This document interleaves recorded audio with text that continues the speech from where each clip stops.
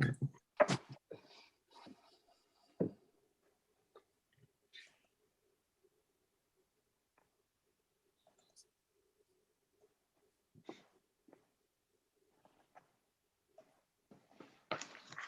we on, John? No, one more moment. Okay, okay, There's a delay after I start it.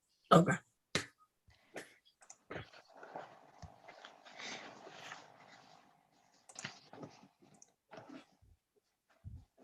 All right, now you're live. Thanks. All right, thank you. I'd like to call the Town of Rocky Hill Planning and Zoning Commission Zoom remote meeting of April 21, 2021 to order. My name is Dimple Desai, Chairman of the Commission. Public speakers who have requested to speak during the public portion of the meeting or on any of the proposals for Commission's action is already given Zoom remote meeting link to participate. IT staff will assist me in recognizing the public speaker as they are listed on the speakers list.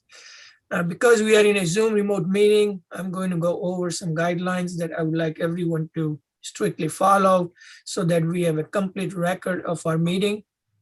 There'll be a queue for speakers. Speakers will be recognized by IT staff. All the speakers are requested to keep themselves muted until they are needed to participate. Speak clearly, state your name and address for the record. You'll have 2 minutes to speak. Please monitor your time. Having said that, if you wish to speak again later, please inform me before you are done. These are very important steps as we are participating remotely, so please respect this request. At this time, I would like to introduce the commission members and the staff present for this meeting. As if we are sitting on in the council chambers. On my left is Commissioner Zarelli, Commissioner Giuseppe Aglico. On the right, we have Commissioner Alan Marhos, Commissioner Ron Robbins, and Commissioner Nancy Brescia. We do not have with us Commissioner Guy Drippo and Commissioner Roybal. So the seated commissioners are myself, Zarelli, Aglico, Marhos, and Robbins.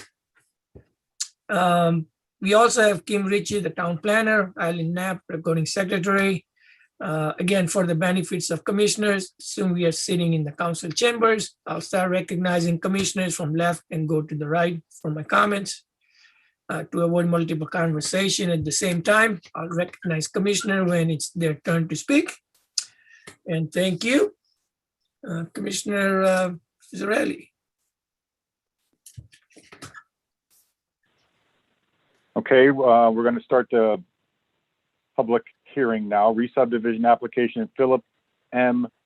Roquier, proposing to create 2 lots.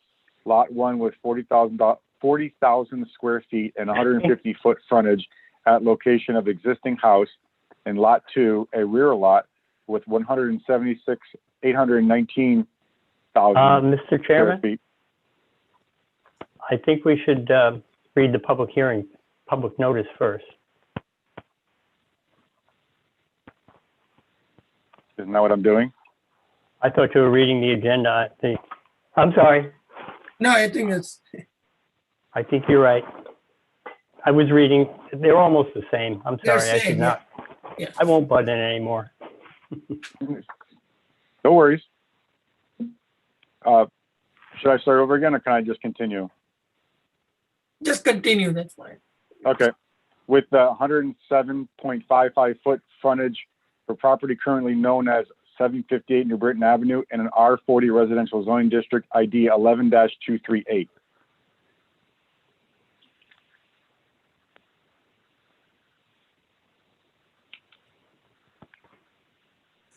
Thank you.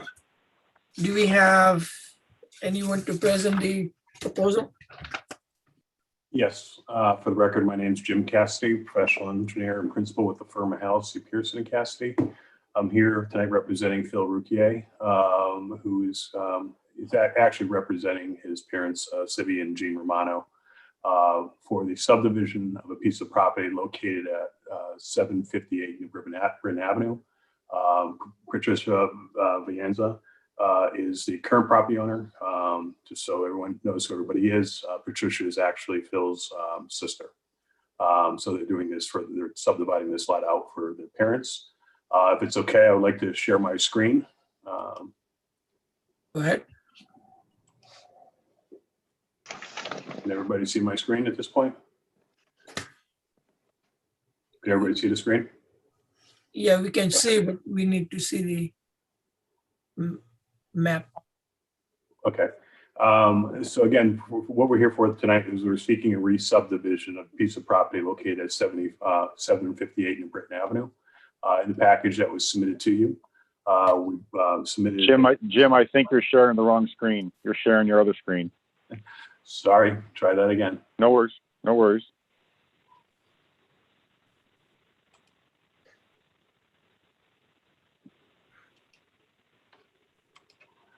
Better? Is that Yeah. better? Okay. As part of the application we submitted an existing condition survey. So the first page in the set is the existing condition survey. On this map, the area outlined in blue is the parcel that we are talking about. The overall parcel actually consists of 4.95 acres of R40 residentially zoned land. It is located in New Britain Avenue. New Britain Avenue being on the bottom of the page here, is located on the southerly side of New Britain Avenue. Presently has about 207 feet of frontage along New Britain Avenue. There is an existing 1.5 story house located at the front, we'll say northwesterly corner of the property. In addition to, there's a barn that's located along the northeasterly corner of the property up close to New Britain Avenue. Presently, there's a driveway that circumferences between the two and goes around to the back of the existing house. There's a dirt driveway that continues all the way to the back of the property. It is basically cleared in the back portion. I'm going to flip over to a site photo here. This is an existing site photo of the area. So the area that we're talking about is outlined in yellow. Once again, here's the existing house. This is the existing barn. You can see the driveway that enters the property. This back portion is already cleared. The house off to the east, where my hand is right now, is the former residence of the Romano. And then there's another house off to the west here. And then there's a house owned by Vicky Drisdale that's part of the Hunters Ridge subdivision off to the south or to the back. There is a wetlands area that traverses the back portion, the southern portion of the property. We did go to the Wetlands Commission and received unanimous approval associated with the subdivision of this property. What we are looking to do is simply subdivide the property into 2 lots. Lot number 1 would represent this red line, the red dashed line. That would be a lot around the existing house. It would meet all the minimum requirements of the R40 zone, such as we need to have 40,000 square feet of land area, which it does, and it needs to have a minimum of 150 feet of frontage along a town road or state road, which it does. The back property line, there's a row of evergreens along the back, so it basically goes all the way to that row of evergreens. The remaining property here would leave us with about 107 feet of frontage. That would service as an access way to the back property. This is technically a rear lot. I know typically with a rear lot, you have an access way of a minimum of 20 feet. This one actually has an access way of a little over 100 feet. But we did that so we can utilize the existing dirt driveway and build a new driveway in its same place to traverse the grade and get up to the back portion of the property. This lot number 2 would have a total area of 176,819, being a rear lot. For your zoning regulations, I need to have 1.5 times the underlying zone, meaning I would need to have 60,000 square feet minimum. So I far exceed the minimum requirement. In addition to, even if we excluded the access way as part of this lot, we still be about 141,000 square feet of land area for that one lot. You'll see a red line on the back here as part of our planning or part of our in the wetlands approval. We agreed to put a conservation easement on the back portion of this property. That conservation easement has an area of about 2.1 acres. So about half the overall property would end up being in a conservation easement. Basically what it does is it holds the existing tree line that's out there, so there'd be no additional disturbance required for the development of this house.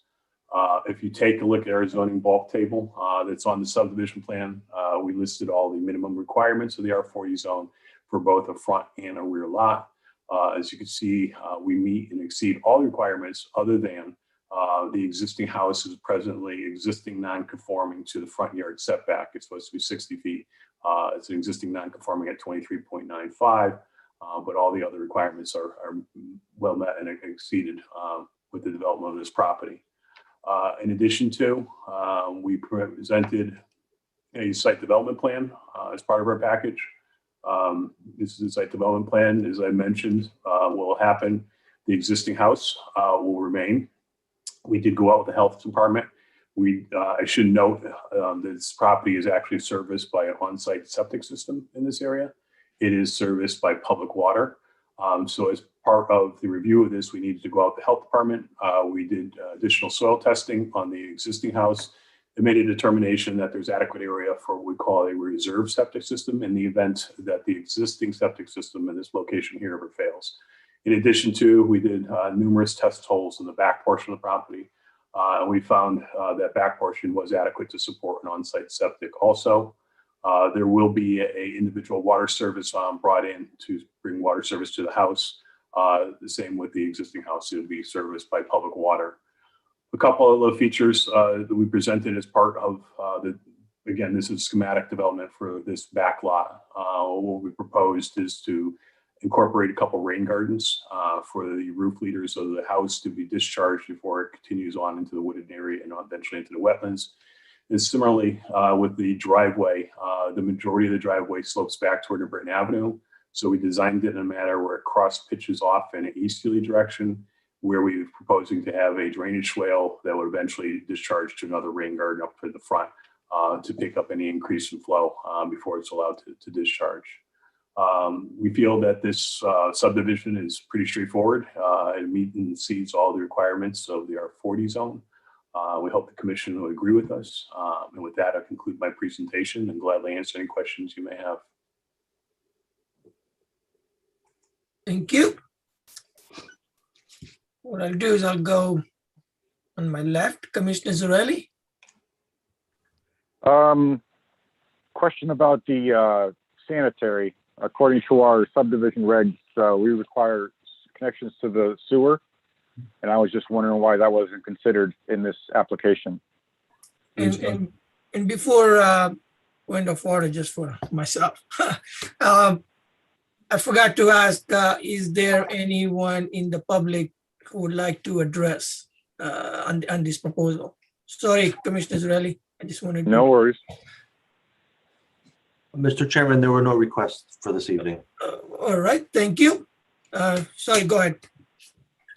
Correct me if I'm wrong, but I thought it was if you're over two lots that if within 500 feet, I needed to connect to the sewer. I don't have any sewers within 500 feet here that I can connect into without going across other pieces of the property. There are some lots on the opposite side of New Britain Avenue, but the sewer line is along the back of those lots on private property, and I can't tie into it. My nearest sewer line is going to be up at Catherine Drive. And I'm too far, and I'm lower in grade than that sewer line. The next sewer line would actually have to go down all the way basically to Northridge to connect into the sewers there. So just to clarify, so the adjoining houses, the abutting properties, they also septic? They're all on septic, yes. Yeah, from this house and everything on New Britain Avenue, basically down to is it like, excuse me if I got the name wrong, but I think it's West Ledge is down to the west of this. Sewers come across New Britain Avenue there. So that'd be the nearest point to the south by gravity that I can pick up. Then the next one to the east is going to be Catherine Drive. There is a town ordinance that talks about proximity to sewers and soils types. So this would be appropriate for septic. Okay. I have nothing further. Thank you. Thank you.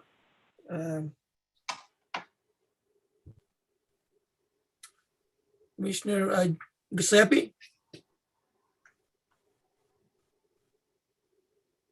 I'm good. Thank you. All right.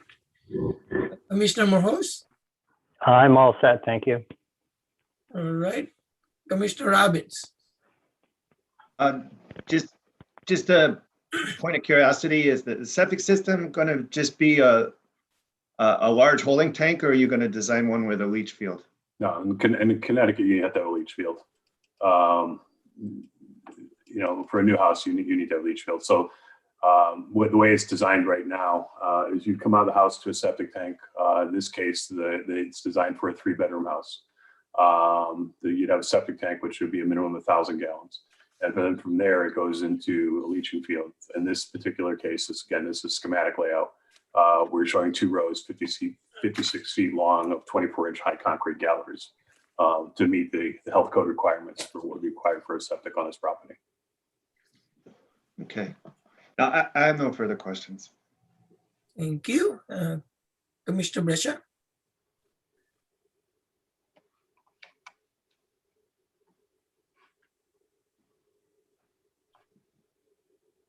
I think you're muted. I think you may have lost her. You're muted. I think that's fine. Okay, Okay, how's that? that's I'm good. good. Following? All right. Yes, I have a just couple of wanted to questions. Just clarify so that the others would know what that money for, you know, because it's in for this meeting. And I, Understand, yeah, it's for GoDaddy, it just came out of your pocket, so just under memo would say what it's for. and just Who an is, FYI, Can you maybe give? who is that? Yeah, There you go. okay. I have a couple of questions. So in the beginning, you said there would be like conservation easement in the back. Would Correct. there be any possibility of public access? No public access to the site. I mean, it does abut another conservation easement that's part of the Hunters Crossing subdivision. So Okay, it's a continuation of that. It's pretty substantial conservation easement for the size of the property. It's about almost half the property. okay, all right. Do you know what is the water table and will it interfere with your septic? No, we had to test it with the health department. They had a review and sign off on it. We have all the soil testing on it. In Connecticut, when you're designing a septic system, you need to prove that you have a minimum of 18 inches from high groundwater, either water or modeling. In addition to, for the state health code, you need to provide a minimum of 48 inches to ledge. Ledge is more the restrictive factor out here. So we did all the soil testing that I have up on the screen now. And we and the health department both found that this area was adequate to support on-site septic system. All right. And what is the length of the driveway? 420 feet. So for R40, It says if you have a right of way that's over 300, you can't have a right of way that's over 300 feet. The right of way itself is not over 300 feet. The length of the overall length of the driveway is 420. because I'm looking at, and staff, Kim, correct me if I'm wrong, I'm looking at the rear lot standards. It says the access way shall not exceed a length of 400 feet in the R40 district. So the access way, the Yep. access way, not the driveway. So this would be considered this line would be considered the access way. So Okay. this side's 309, this side's 382. So we're not over the 400 feet, no matter how you take it. But you know what side you would be read on. All right. Just so, Dimple, Yeah. typically, the fire department would be commenting on that, and the fire department had no comments on this. It actually had a check mark, approved this proposal. Okay. So typically, they would comment on that. And how many square foot would be the house?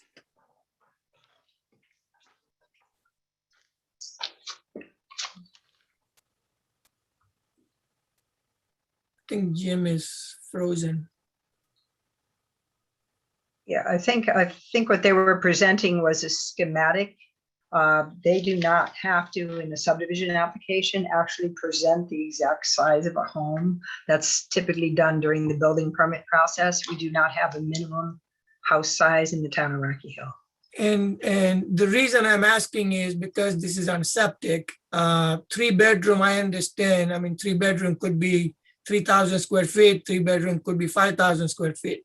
And what will happen is that will have an impact on how the septic is designed. So I'm just trying to understand, what is the design criteria that they have used and designed the septic. That's my main concern. I'm not concerned about, I don't care about the square footage in that way, but just making sure. Yeah, during the building permit process, the health district will have to review the septic system. Okay. That's one of the comments, and that should certainly, if this application gets approved, that would certainly be something I would strongly suggest you put on as a condition of approval. I also, the only other comments were already addressed. I was told today by Bob Alvarado, the wetland staff, that they did receive approval. I do not have a copy of the approved wetlands permit with any and all conditions noted on there, but that would have to be on the final plans. All right. And do we have, do we have the public health approval as well? Yes, that's conditioned upon approval during the building permit process for the home. They would have to approve the septic system based upon the house design. Right now, they know it's a 3-bedroom home. Okay. All right, that's what I had. Anyone else would like to go second time or first time? All right. Should we wait for Jim to connect to close the public hearing, or can we close it? Then we can close it. Jim is. Motion to close the public hearing? Can I have second? All right. Second. All in favor? Aye. Aye. Any opposed? Motion passes. All right. Going on to item 2, which is public comment. Anyone in the public who would like to address to the commission on any of the topics not on the agenda?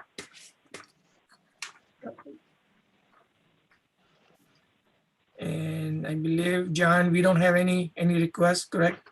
No requests for the evening. Thank you. Item 3, consent agenda, meeting minutes in action. Motion to adopt the consent agenda. Can I have a second, please? Second. Thank you. All in favor? Aye. Aye. Aye. Any opposed? Motion passes. Item 4, agenda items. Item A. Agenda item A, re-subdivision application, Philip N.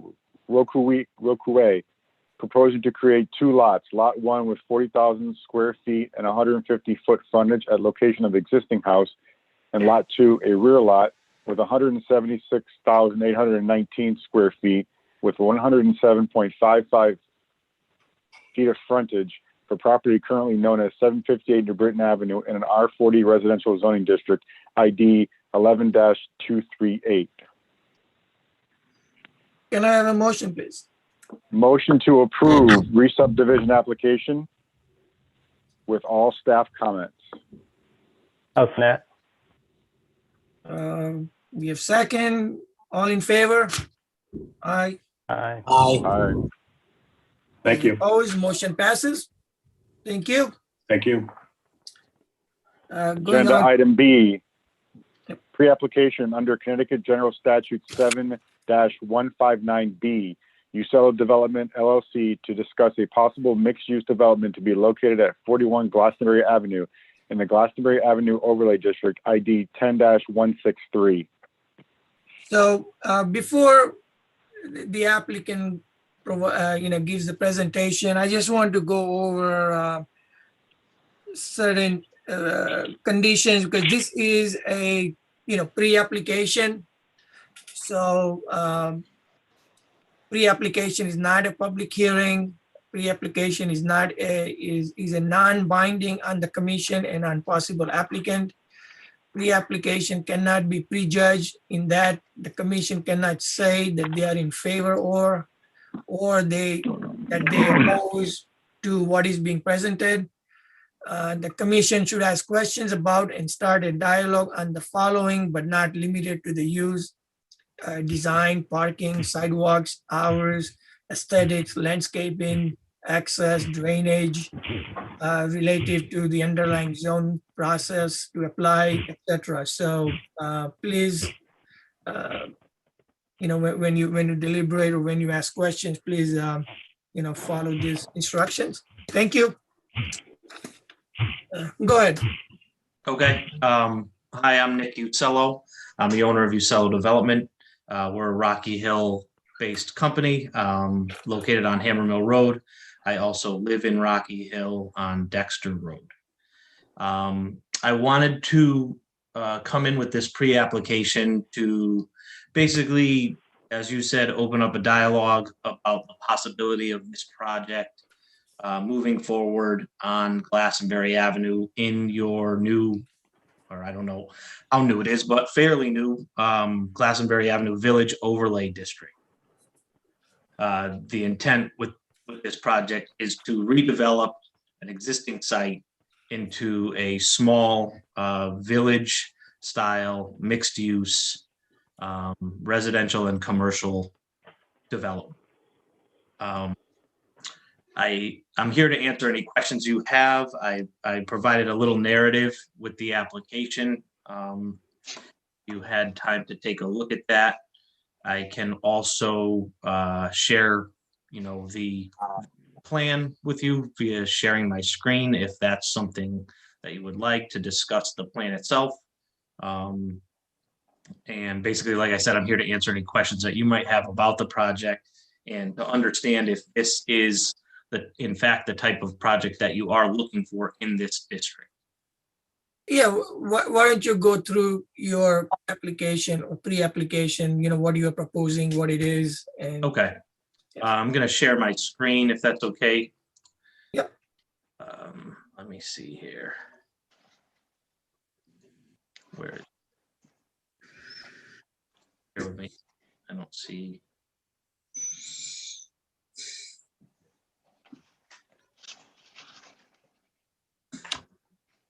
Okay.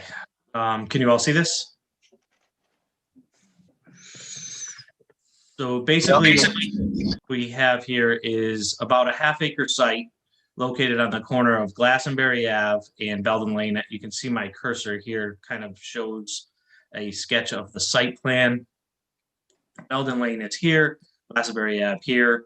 The existing building is here, the center building, and we're proposing an access to the rear of the project where the parking would be off of Belden Lane with a sidewalk streetscape along Glastonbury Avenue. Our original intent, and here you can see the kind of elevation of the project. From left to right, it would be east-west.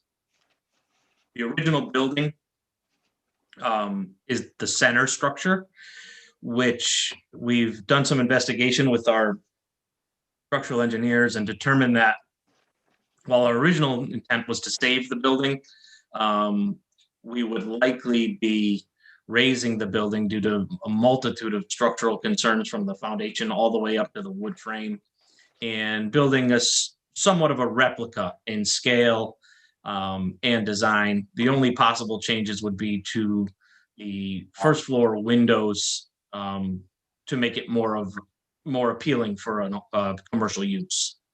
The building to the right is a standalone 2-unit building, so it would be one residential unit above and one commercial unit below. And the building on the left is basically 2 of these buildings kind of pushed together with a modified exterior to resemble a more village retail space. This would have 2 apartment units above and 2 potential commercial uses below, or it could be combined into one larger space. None of the buildings are large at all.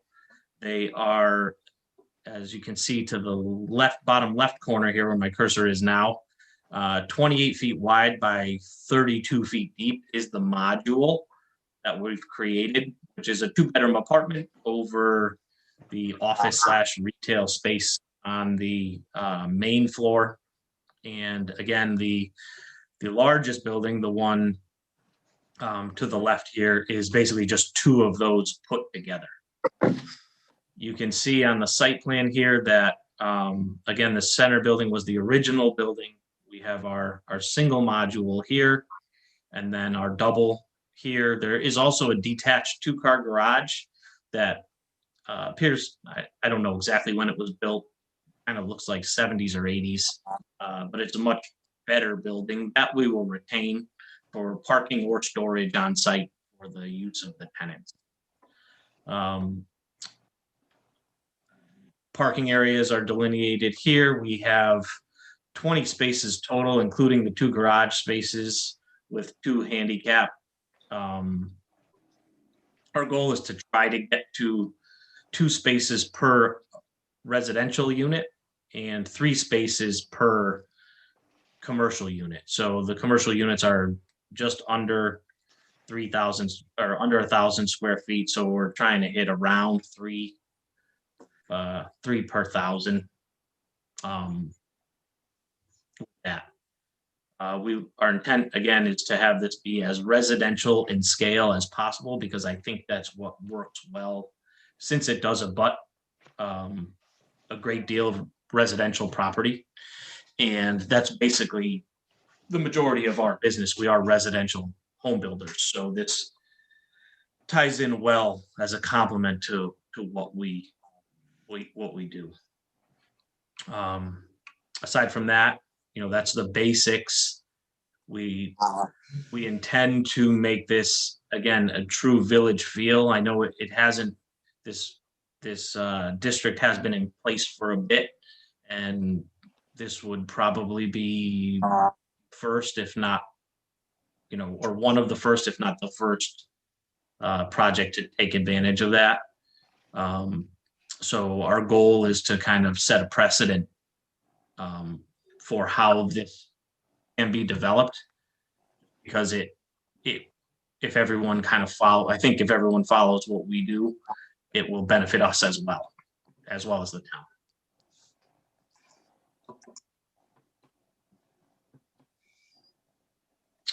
Does anybody have any questions? All right. Again, I'll start from my left. Commissioner Zarelli. You said it's a half-acre site. What's your frontage on Glastonbury Avenue? It Approximately. is a little over 200 feet. I have it here in my notes. I think it's like 211 or 221. Okay, so very so you long. I'm sorry?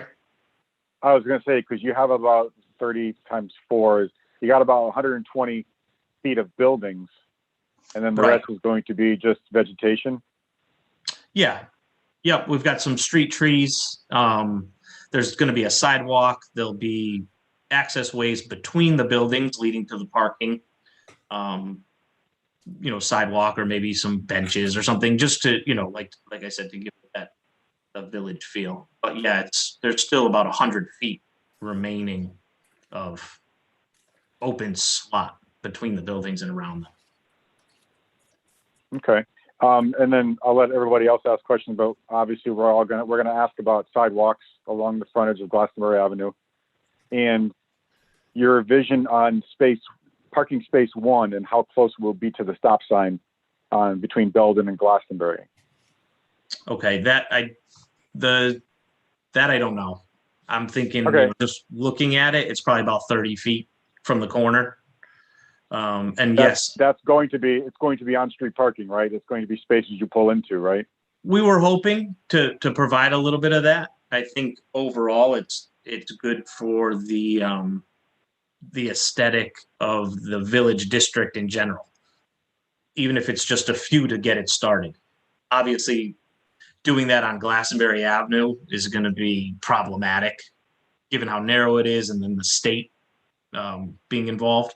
But we thought, since we had the opportunity on a town road, it might be something that would work. And then what was the other question? That was it. I'll let everybody else ask questions. I don't want to monopolize. Oh, the sidewalks. So we'll need sidewalk access basically the entire length of the development just to access the front of the buildings. So that would also provide pedestrian access along the whole property. All Nothing right. further as of right now. Commissioner Aglico? Okay, can you hear me all right? Yep. You mentioned that you're gonna have to take down that existing structure and then rebuild. Yes. So I guess my question is,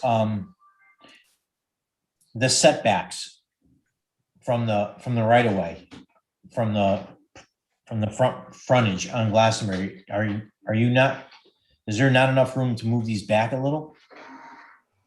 Well, you know,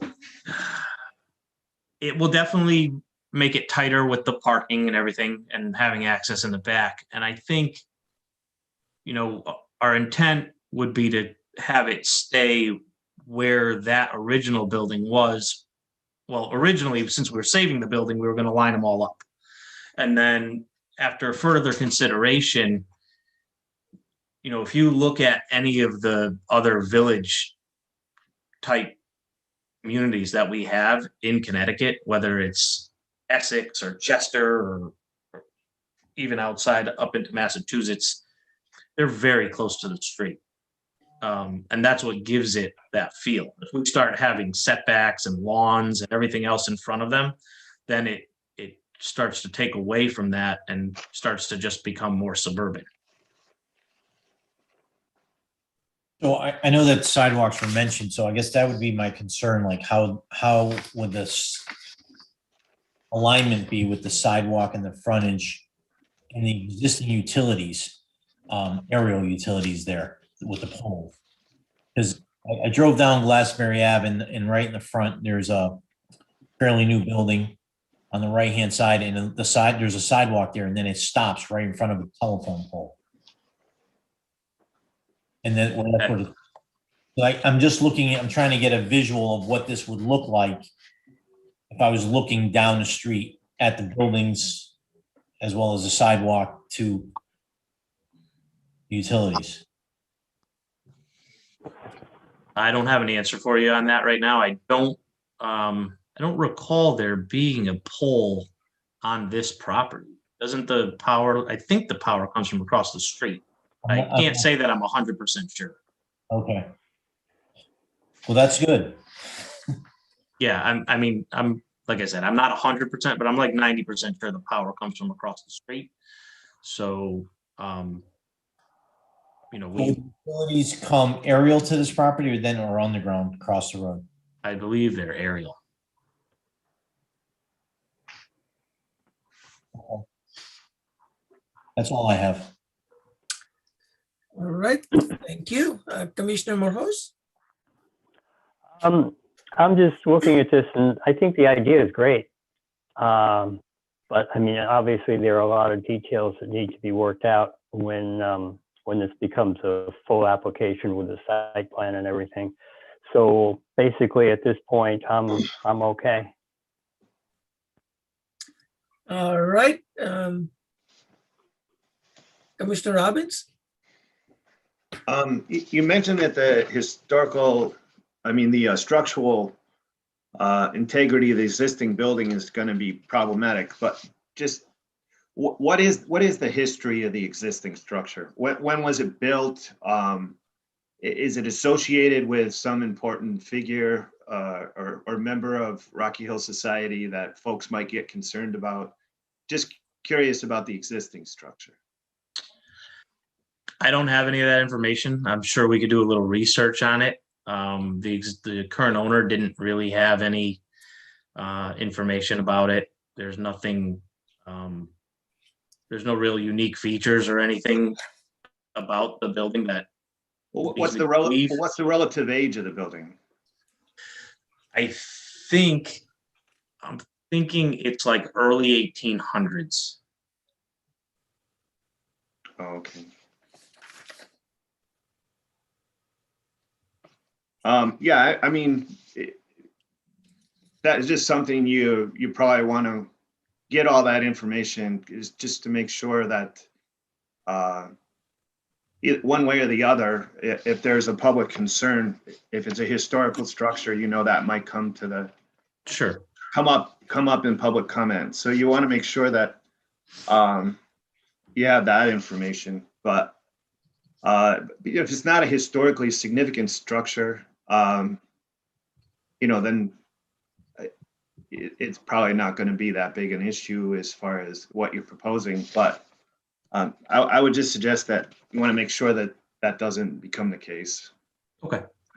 Thank you. Are you all set? Are you all set, Commissioner Robbins? Yeah, go ahead. Okay. Commissioner Brescher?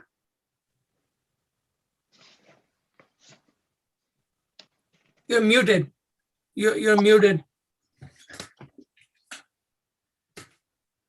Is that better? Yes. The middle piece, so that middle lot that's existing, do you plan to move that up, and how far do you plan to move that up towards the street?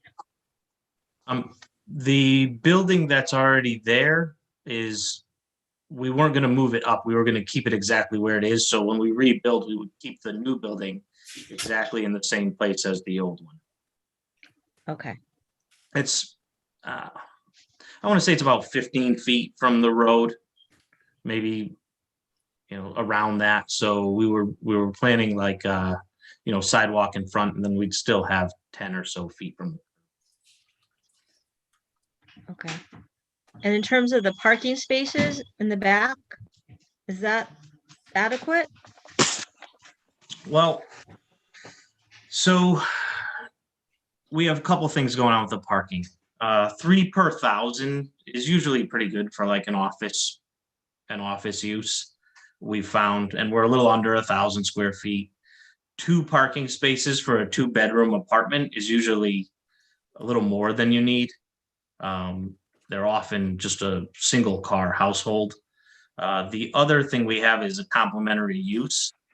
So assuming that most people go back to work in an office somewhere in the near future, we have, a daytime office use or retail if that comes to light. I'm saying office because I think in the beginning, it's going to be probably, until this district really evolves, it'll probably be a personal service or a small office type use. It'll probably take a while for true retail to evolve.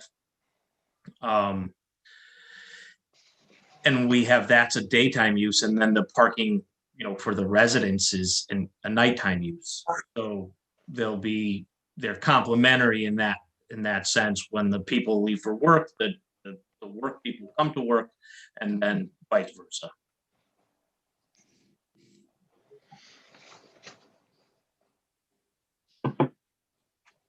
Okay, thank you. Right, thank you. I had a couple of questions. So I think as far as the historical, I don't know if you had talked to the historical commission or not. That would be something, if you haven't done, maybe you can do Sure. that. And as Commissioner Robbins said, like if there is a history, and because we are looking at, like a gateway or like, specialized area, if there is a history, maybe you can have some sort of plaque or something, or something out that describes, what this building was or who was there and the history, if Okay. applicable. I mean, that's just, based on what you find. How about, have you thought about the aesthetics, like, what type of material you'll be using on the front, sides, back, that kind of stuff, the roof lines or roof? Mm-hmm. So we'll be using, so again, we're residential custom home builders. That's my primary business. So our intent is to use mostly residential type materials. We do not want aluminum storefronts. We don't want stucco. I don't see any brick or stone here. I see these as wood frame buildings with clapboard style siding, wide trim boards, residential scale windows, shutters, like something you would see on Main Street in Essex. Okay. Have you thought about, because what we are looking at is, have this area pedestrian friendly, type also, friendlier to the, biking community and similar uses. So have you thought of like having a bike rack or something like that, or, along those lines that you see when you go to, village centers, you see those types of things out there? Sure. I mean, those would come along with the other accessories that would be on the site. Like I said before, maybe a couple benches between the buildings. A bike rack is certainly, a logical thing to have in a place like this. Absolutely. Okay. So, and you would know this, we have some design considerations in our regulations. It's section 8.6, 8.c, and that gives some ideas, what we are looking at. So, if you go through that, it will help you as well. Yep. I didn't want to go through the whole list, but I think that helps. And I mean, that's it. I didn't have any other comments. Commissioner Zarelli, you wanted to come back? No, I'm good. Thank you. All right. Anyone else would like to address?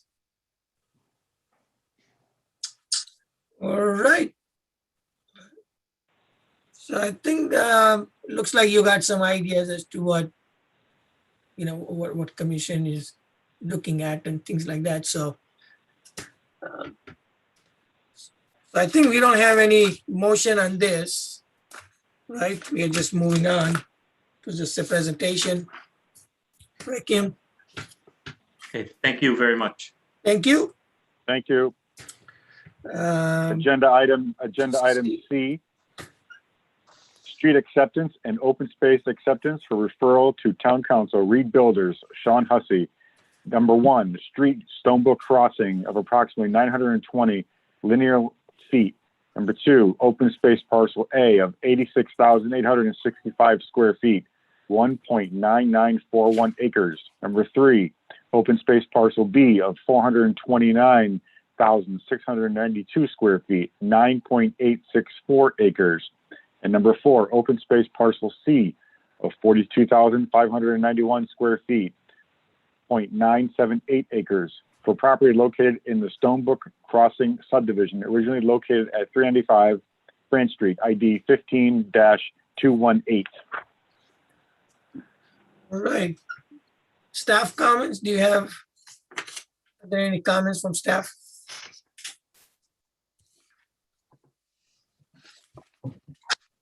You're muted. I'm sorry. We, both the town engineer and I inspected the property this past Monday. We had inspected it originally back in the fall when there was a bond reduction request. So there had been many more issues in the fall than there are now. The first lot, as you pass over the bridge into Stonebrook Crossing on your right-hand side, still requires a sidewalk and a driveway apron. There is plenty of bond money left for that.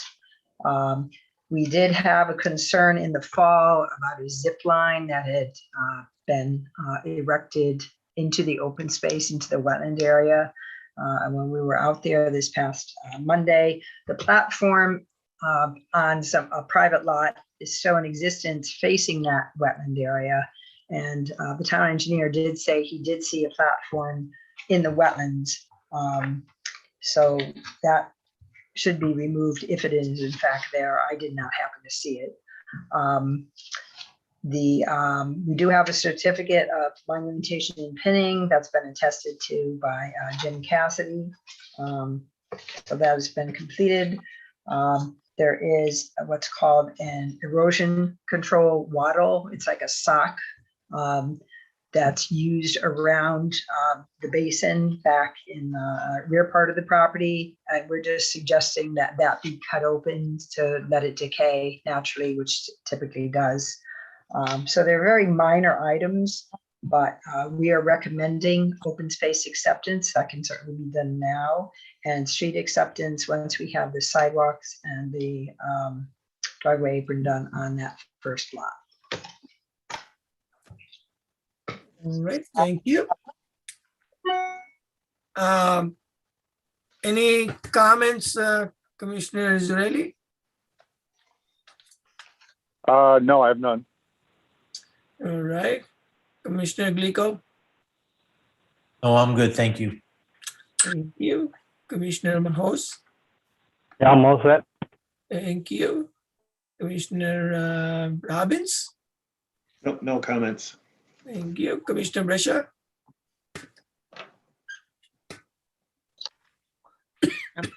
No, I'm all set. Thank you. Thank you. Yeah, I don't have any comments other than what just staff talked about the zip line and things like that. So I don't know if Sean has do you want to respond to anything?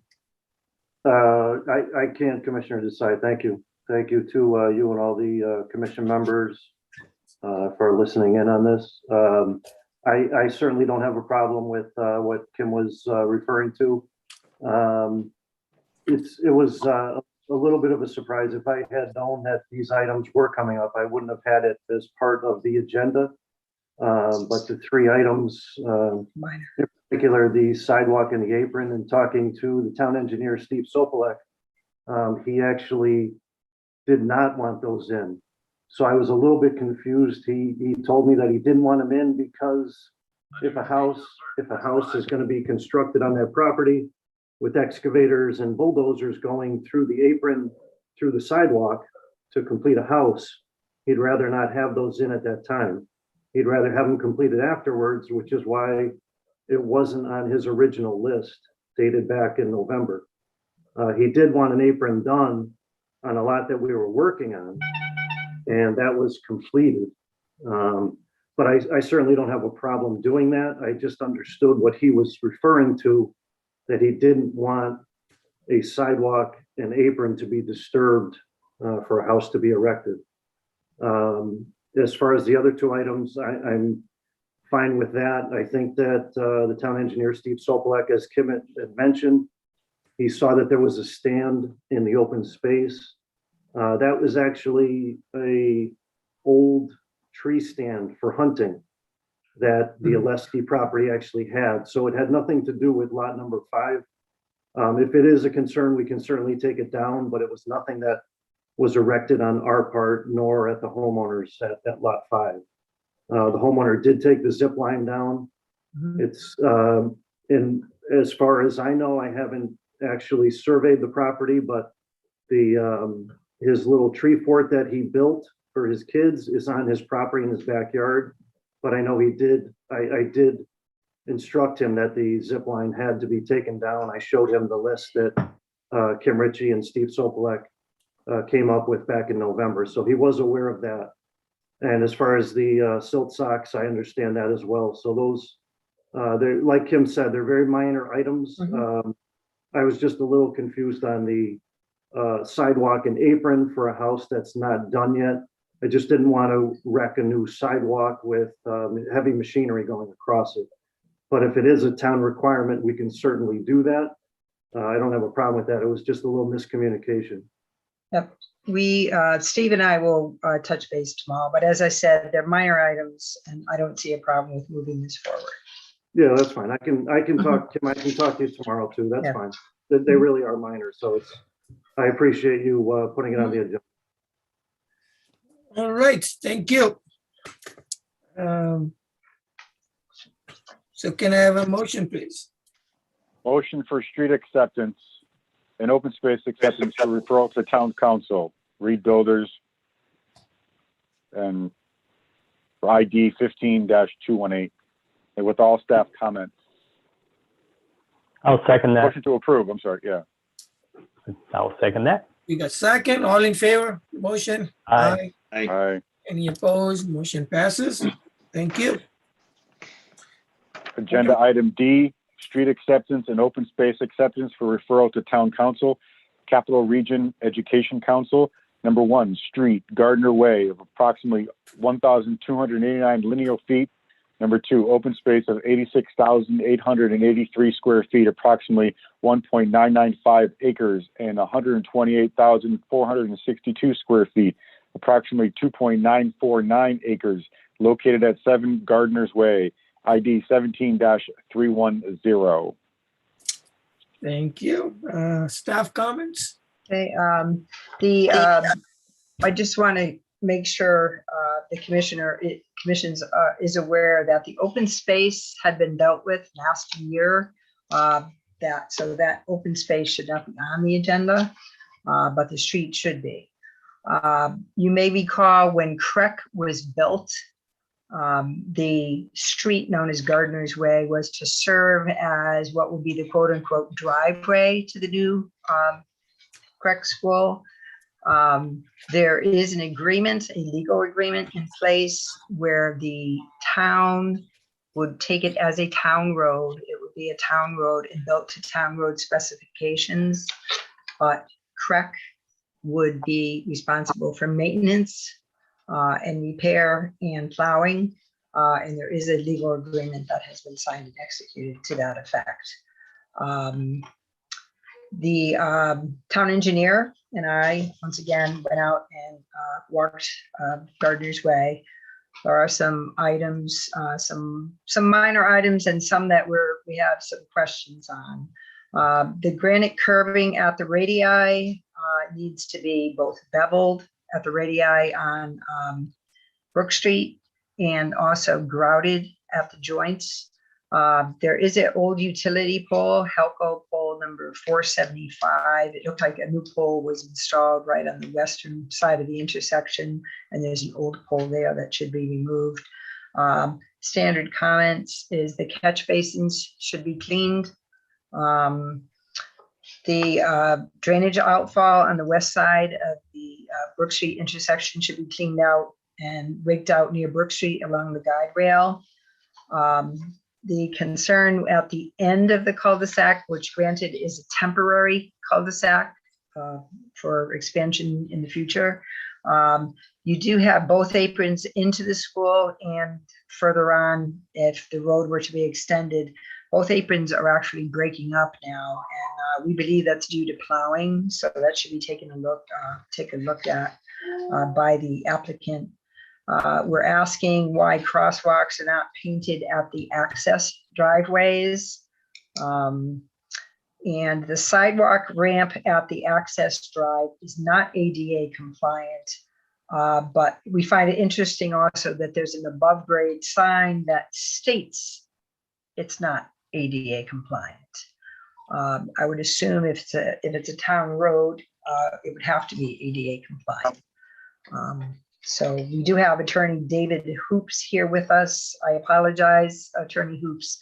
I believe I sent the meeting invite out to your partner, Jay. Yes.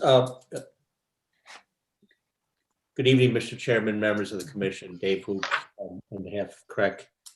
I don't know how Ms. Ritchie would like to proceed, but perhaps we should table this so that we could discuss some of these matters with staff. That is fine. I think if you can work these items out, then we don't have to worry about put conditions on. If, So you're okay with that? We can have a motion to table until the, issues are addressed. And keep in mind, it would just, it's not for the open space. Yes. So Commissioner Zarelli, can we have a Kim, motion? just as a, so we're all on the same page, if this is tabled tonight, what is the timetable for the applicant? How long do they have before they can come back, before it's in jeopardy? Do they have like 60 days, 90 days, 30 days? If we No, they table it can- tonight? They can come back. This is the first time it's on the agenda. It's not an application. Okay. I just want to make sure we're all on the same page. All right, motion to table, street acceptance only to refer to the town council. Correct. I'll second. Thank you. All in favor? Aye. Aye. Any opposed? Motion passes 5-0. Thank you. thank you. All right, item 5, A, zoning enforcement update. Concerning zoning enforcement, I don't know if you've been by the Straska Farm on 474 New Britain Avenue. You can see that considerable work is being done there. A lot of the items that were on 474 New Britain Avenue had wended their way across the street to 295 New Britain Avenue, and there was a violation notice and subsequent citation that had been placed on that property. They had until they were given a specific time frame in which to remove all non-farm related items, which they have done so. We are monitoring other properties of the same property owner in the town of Rocky Hill, as there are concerns that some items may crop up on that property. But that property is coming along very nicely. We're starting now to get the seasonal complaints coming in of tall grass. That's just begun. So that's what we're concentrating our efforts on now. That and we've had a few rooster complaints recently. And we're also dealing with considerable number of complaints on the housing code. So we've been rather busy with respect to enforcement lately. All right. Any, Kim, what do I you have- mean by, Kim, I what do have you a mean by question. housing code? Oh, okay, all right, okay. Commissioner well- Zarelli? Okay, housing code. Alan can go first. Alan can go first. He Oh. chimed in first. Okay. Try it, Alan. Are fire pits permitted in town on residential property? Fire pits would go through the fire marshal's office. We But would are only, they- we would consider it an accessory structure if it's a built-in. It would be a built accessory structure. Outside of that, it would go through the fire marshal's office. And But they are permitted.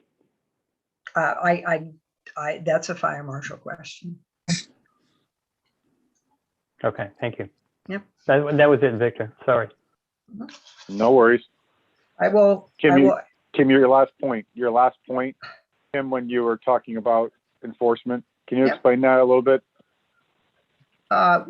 concerning housing code, Yeah, you mean like just basically someone running businesses out of their house, or things not propping up, or is it just like misuse of property? What do you mean by that? Housing code deals with more housing living standards. There's an actual minimum living standards that a residential unit has to meet, whether it be plumbing, no holes in the wall, Okay. rodent problem, open walls, leaking pipes, damage that you can see from the inside looking out, overcrowding, and we've been I guess, blessed to enforce that ordinance as well. So, Okay, thank you. All right. Item B, minor modifications. before we move on, I'm going to, if Alan, if you don't mind, I'm going to see if I can get a response for you concerning fire pits from our fire marshal. And when I do, I will forward that on to you. Okay, that's fine. Okay. Thank you. I Yes. appreciate it. Yep. Minor modifications, we had two. One, I need to get an original signature from our secretary, Mr. Guy Defoe. The Rocky Hills Historical Society has asked for 3 informational or educational kiosks around Academy Hall Museum, which is right in front of the town hall, across the street from the Congregational Church. So there will be 3 informational kiosks providing historical information about Academy Hall Museum and the Town Hall campus. And the other on the Congregational Church property, to the rear of the sidewalk, they're looking to do a memorial-free library with a bench and the free libraries, you see the wooden structure with books, and there you can take one and replace it with another one. In memory, I believe this is Neil Cox, I believe. But they have asked us about that, and that we consider to be a minor modification as well. So that will be written up in a land use form for signature by the commission secretary. Ready? Item C. No. Plan Implementation Committee, we have a few things going on. The last Plan Implementation Committee meeting, there was a presentation by Ed Ciccarello and Sandy Kelly concerning a possible nomination for Connecticut Greenway along the public roads in the Great Meadows. Also providing connectivity to the town of Weathersfield, which has a Connecticut Greenway as well, leading to the Putnam Bridge over across the way to Glastonbury and East Hartford, where Goodwin College has created a greenway as well. At the Plan Implementation Committee meeting, decided that it would be nice if the property owners in the Connecticut Great Meadows in Rocky Hill were notified of such. So I put together a correspondence and it was sent out to them on April 9th for an April 19th town council meeting, the nomination of which needs to go into the state, Connecticut DEP, on April 30th at the latest. We did have a council meeting. At the council meeting, there were 3 farmers that did speak up. While they seemed in favor of the idea of preserving open space, because of the historical problems that they've had down in the meadows with respect to people trespassing on the property, with respect to dogs being off leash and allowed to eliminate on their property, and trash being strewn about, they spoke against this, and they did have other questions. The town council tabled action on this, which will mean that we have to wait another year. But I do think that the Plan Implementation Committee and others should try to find a way to assist the farmers or tell the farmers and assist them in finding a way to deal with what their concerns are. So that's one thing that takes dealt with. Another thing is the spreadsheet of items. I know Victor's very familiar with this. That are included in our POCD. The Plan Implementation Committee has a spreadsheet that we've included in your packets, and I'm going to be sending it out to you maybe by the end of this week, to also fill out. We're looking for priorities, 1, 2, 3, with 1 being the top priority, 3 being a lesser priority, and what group or entity you feel would take the lead in these items, and who would be partnered up with those folks, as well as, do you see this as part of a complete streets program? Basically streets and access for all. So that's in your packet. I will send that out to you electronically so you can get that back to me. I certainly would appreciate that, as this is one of the primary commissions involved in implementing the POCD. Yes, I just, for the benefit of commissioners, I think I wanted everyone, at least from our commission, be involved with the process and hear and see what you have to say as well. And I think if you can fill that out and send it to Kim when you get it electronically, that would be helpful. I think your input is valuable.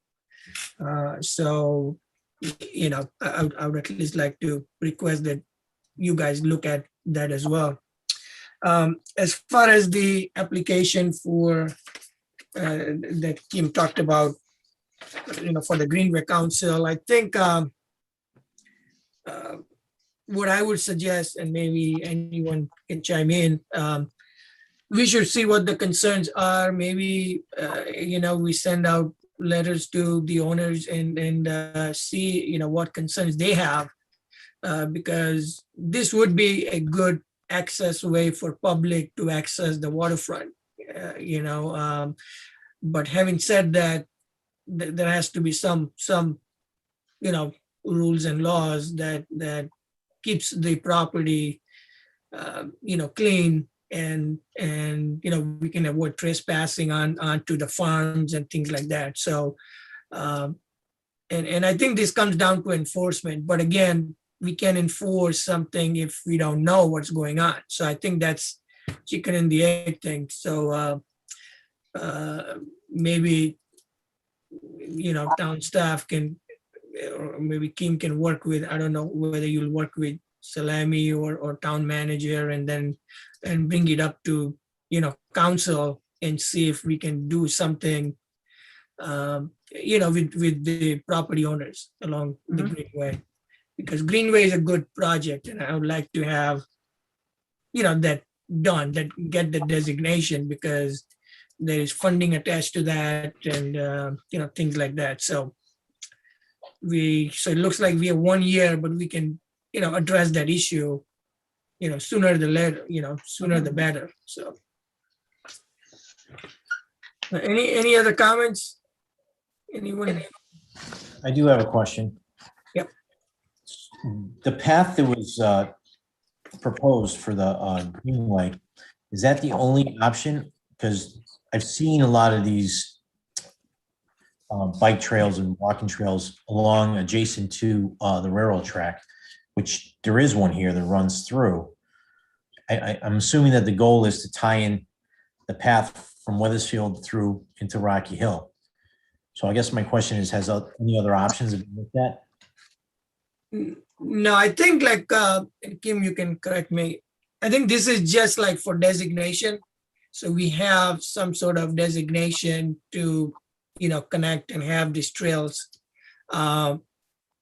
But as far as particular pathway, probably would come later when there is funding and some other action items, right, Kim?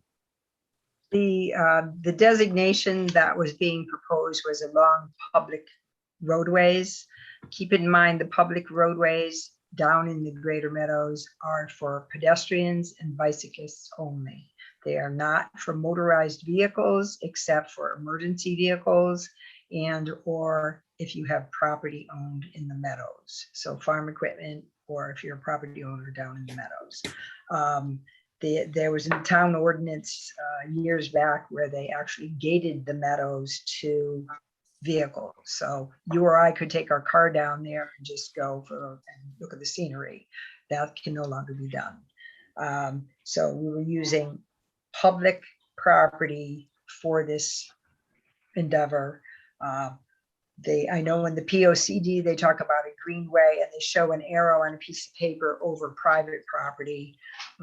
Goodwin University did in fact do that and acquire an easement over private property along the Connecticut River in East Hartford. That's not something we're looking to do here. We're looking to just take a designation. And Cindy Kelly put it well when she mentioned during the council meeting, it's kind of like a badge. Put a title on our public roads saying it's a greenway. So nothing more than that. We were hoping to get some grant money to possibly improve the roadways, and I don't mean paving them because we wouldn't allow that, but to fill in potholes, to possibly erect fences along private property to help the farmers keep people out. Put up signs with the rules and regulations, put up trash receptacles at the access ways into the meadows, to have the philosophy, you take it in, you take it out, you dispose of your trash outside the meadows, not inside the meadows. But that's something we're going to work on. We have a year. Hopefully we can work with the farmers to help address their concerns, and very legitimate concerns, I must say, but address their concerns. And, hopefully there could be some sort of symbiotic relationship there. Okay, thank you. Anyone else? Any other questions? Seeing none. Oh, actually, I have a question. Kim, just so we're on the same page, restaurants and outdoor dining, it's continuing until the fall, right? Restaurants and outdoor dining, just so you know, that is actually outdoor dining and outdoor retail activities are continuing through March of 2022. There may be legislation continuing that beyond there. That hasn't come forth yet. If municipalities wish to continue that on their own, they must provide regulation amendments and go through public hearing processes as you would normally. But any of those restaurants that had been approved for outdoor dining in the past can remain as they are doing so now through March of 2022.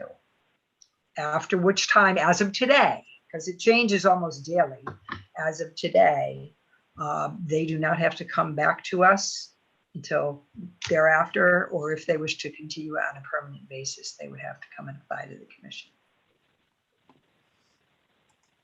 Thank you. All right, any other questions?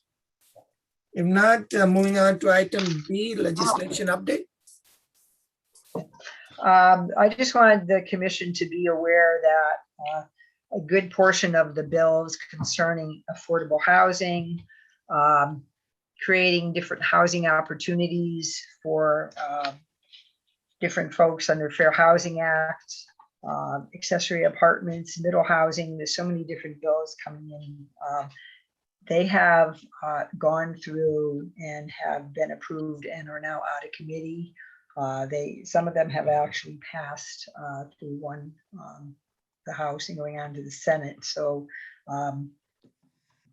this commission may be busy with soon with respect to several zoning regulation amendments. And that changes almost daily also. So just wanted you to be aware. I know I've sent them out in the past. So. Yeah. Any questions on legislations? Seeing none, item 6, communications. None that I am aware of. All right, item 7, approved bills. I don't think we have any bills. Item 8. Motion to adjourn. Can I have a second, please? Second. Thank you. All in favor? Aye. Aye. Any opposed? Motion passes. Thank you, everyone. Be safe. Okay, everybody got Have a good night. the vaccines, right? Everybody's vaccinated. Of course. Have a good night. Good night. Take care.